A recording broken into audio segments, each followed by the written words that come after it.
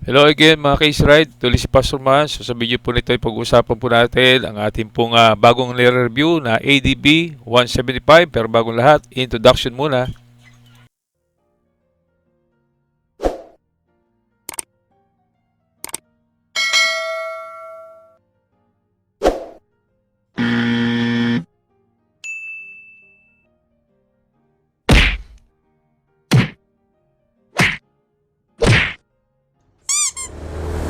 Yun o, dapat talaga nagkapote na ako.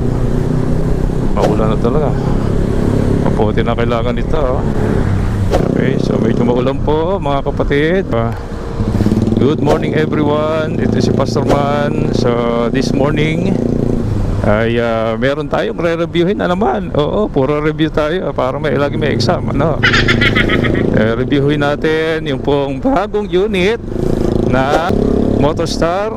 Ito po yung kanila pong version ng ADB 175cc. Woo! Kaya nga po hindi pwedeng papigil po ng ulan ang ating pagre-review. Napakahalaga po nito. Kaya nga po kahit medyo maulan ng panahon, tayo po itatakbo doon. Ibiyahe doon para po masaksihan kung gaano kaganda po yung unit. Lupit-lupit ng konti ho yun, pero mas malupit ang ulan. Basa na, rumble na ho ito. Okay, so I hope yung ating GoPro hindi naman po mabugbog ng malakas na ulan, pero hopefully kita pa rin naman ang ating takbo.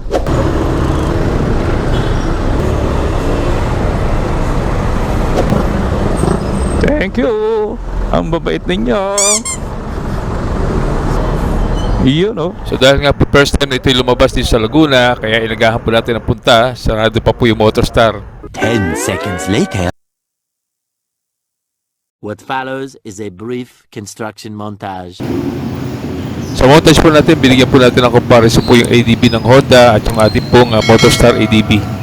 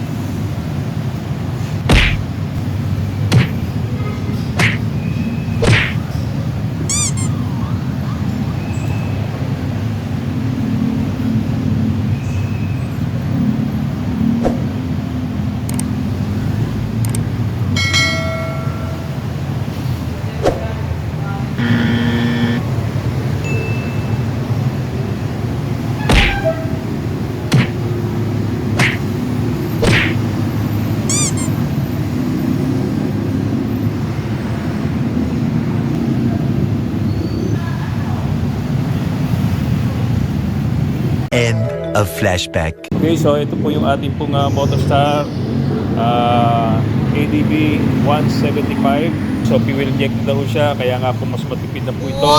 At ang ginagawa po ng Motostar po ngayon ay halos lahat ng kanya pong mga unit ay ginagawa na po nilang FI. So yung kanya pong angas ay kakaiba. So meron po siyang carbon bearing po dito. Tapos yung kanya pong naked handlebar ay kakaiba. So digital panel po niya ay ayun. Yung kanya pong standard na key system may ring light. Meron po itong easy push button selector na napakadali pong pag-aralan. At para ma-determine ang layo ng iyong tinakbo, meron po siyang isang trip meter. Of course, meron din po siyang standard na fuel gauge para malaman mo kung empty na ang iyong pong gasolina. At ang kagandahan po nito, meron siyang sariling voltmeter. Siyempre, RPM hindi po nawawala. So, ang kaibahan po niya sa ADB ay itong ADB po ng Motostar ay meron pong manual compartment po dito. Kanina sinubukan po natin at nakita po natin na 4 na Bible po na akin ang pinamimigay ay naikasya. So kagaya po ng ginawa po natin sa Easer 150p, tinignan po natin kung gaano karaming Bible po ang may lalaman po ng kanyang fixed na compartment. So lagyan po natin 1, 2, 3, 4. Halos pantay lamang po siya. Size po ng Bible po natin ay 5 inches by 3. 5 inches by 3. Siguro meron tayong isang cellphone, kasya pa rin. At ang kagandahan po niyan, meron po siyang USB port para tayo po ay mag-charge. Tapos yung kanyang seat compartment. So this time, susubukan po natin ating pong ilagay yung ating pong dalawang klase ng helmet. Testingin po natin yung full face ng Motostar para makita nyo po kung gaano siya kalalim. Ayan, so hindi po kasya. Ito, ginawa po natin ay hindi rin po kasya. Okay, so hindi po rin kasya. So yung kanila pong pinamimigay na helmet ng Motostar ay hindi po kasya. For the sake of doing some illustration, ayan, talagang hindi po talaga kasya. Okay, siguro kakasya ho dito yung half face na helmet na nabibili na standard din naman, siguro na pwede ho magamit. May baso na po yung kanya pong shock, dual shock po siya. At ang kagandahan po nito, meron na pong napalodo sa ilalim para hindi na po mababasa. So hindi na natin kailangan lagyan ng aftermarket. At meron pa pong cover po dito para talagang yung putik hindi talaga umabot po sa kanyang makina. So konting-konting aftermarket na lang ang ilalagay po natin dito. Yung kanya pong crankcase, ang kanya CVT, ganda na po ng itsura. Tapos yung ilawan po niya, pareho din po ng sa ADB po ng Honda. Tapos yung kanya pong plate holder ay kasi dapat na nga po ng holder po ng ating pong plate exhaust. Yung kanya pong tambucho ay okay na okay, pataas. So pangbahaan, talagang hindi na po siya abuti ng baha, pataas po siya. Halos pareho po. Pagkatapos, so makikita po natin yung kanya pong pan. So hindi siya oil cooled, pantay pa rin siya, pero makita po natin meron siyang maangas po na cover po dito. Yung cover po na yan ay sapat na para hindi po pasukin ng putik, at least minimal ang pagpasok po ng putik doon sa pinakapan po natin. So ito po yung kanya pong dipstick ng langis. Okay, so mag-change oil, yan po magsasalin. So disc brake sa likod, at disc brake din po sa unahan. So again, yung kanya pong foot peg, kakaiba.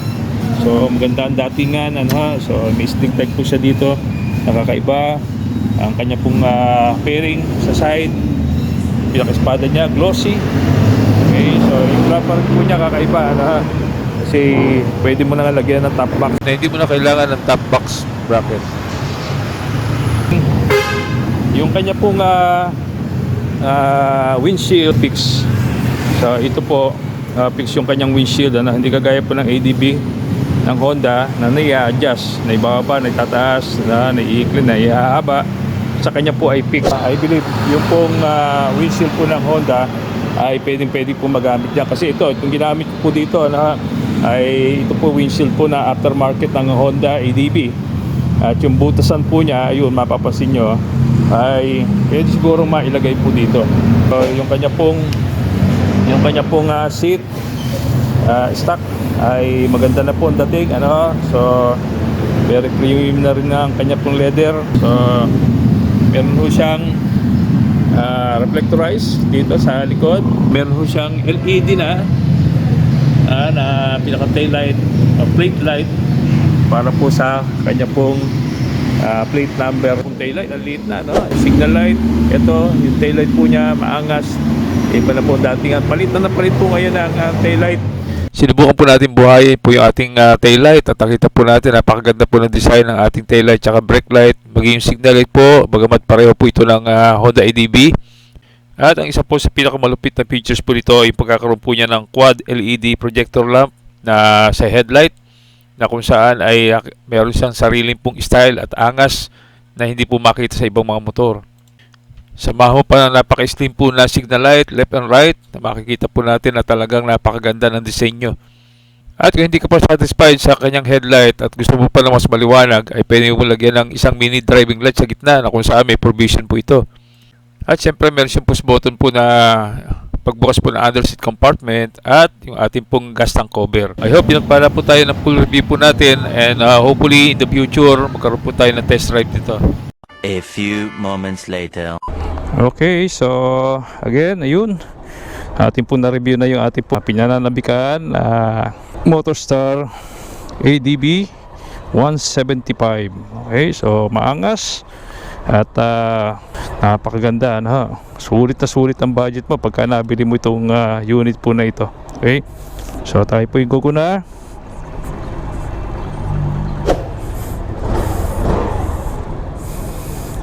Uwi na si Turmax. So huwag ka mag-alala, Turmax, hindi pa naman kita bibentahan, ha? So yan, so binaw tayo. Alright, so yun. Sa wakas nakapag-review rin tayo uli. At this time mag-review po natin yung ADB 175 ng Motorstar. First time po na nagkaroon dito po sa Laguna. And now let's go to our Bible meditation this time. Our verse is found in Luke chapter 2 verse 10 and 11, which says, "The angel said unto them, Fear not, for behold, I bring you good tidings of great joy, which shall be to all people. For unto you is born this day in the city of David a Savior, which is Christ the Lord." Ito ang isa sa pinakamahalagang talata na dapat mong mapakinggan. Tatlong bagay kalakip po ng mga talata po na ito. Maraming tao natatakot sa maraming bagay, pero ang sabi po ng Panginoon ay maraming bagay ang ating kinakatakutan. Lalo na ako, nung una, takot ako magmotor. Pero nang makita ko po ang talata po na ito, na sinasabi ng Panginoon, huwag kang matakot. So number 1 is, fear not to know the good news. Opo, ito ay may kinalaman sa kapanganakan po ni Kristo. Siya ay pinanganak upang bigyan tayo ng dakilang kagalakan. Ito ay ang pag-asa ng langit. Sa John 3:16, sinabi po doon, "For God so loved the world that He gave His only begotten Son, that whosoever believeth in Him should not perish, but have everlasting life." Opo, ito po yung pag-asa ng langit. Sa sino magtatanggap sa Kanya? Tinanggap mo na ba siya? Kaibigan, yung pong kagalakan na sinasabi po ng Bible na good news. Pangalawang bagay po is fear not to know that His gift that is for all the people. Opo, para sa lahat. Jesus was born to die on the cross for us upang tayo po ay magkaroon ng yaman sa langit. Sabi po sa aklat ng 2 Corinthians chapter 8 verse 9, "For you know the grace of our Lord Jesus Christ, that though He was rich, yet for your sake He became poor, that ye through His poverty might be rich." Opo, tayo po na mahirap sa pananampalataya ay binigyan niyo po yan ng yaman sa sandaling tatanggapin po natin si Kristo sa ating buhay bilang tagapagligtas. Panghuli, fear not to put your faith in Christ. Opo, sabi po ng Bible sa aklat po ng Acts chapter 4 verse 12, "Neither is there any salvation in any other, for there is none other name under heaven given among men whereby ye must be saved." Opo, ang pangalan po ng ating Panginoon Kristo, siya po ang tanging tagapagligtas. He is our Savior, He is our Lord, He is the one who was born, lived, died, buried, and rose again for us. Si Kristo ang mensahe po ng Kapaskuhan. Tagabim siya, kaibigan, bago matapos ang iyong paglalakbay dito sa lupa. It's shoutout time. Shoutout po sa ating po mga bagong subscribers. Ito po si Alexander De Leon, HIM at HIBJC, Pesco Seco, Glocktech, JR Florido, at sa lahat po ng 3,390 subscribers. So, Merry Christmas po and Happy New Year po sa inyo. Salamat po sa inyo pong panonood ng ating po mga video at vlog ngayong pong 2024. God bless po sa bawat isa. Again, like, subscribe, and hit the notification bell for more upcoming videos. Again, ito ulit si Pastor Man. Ride safe in prayer. To God be the glory. Paalam.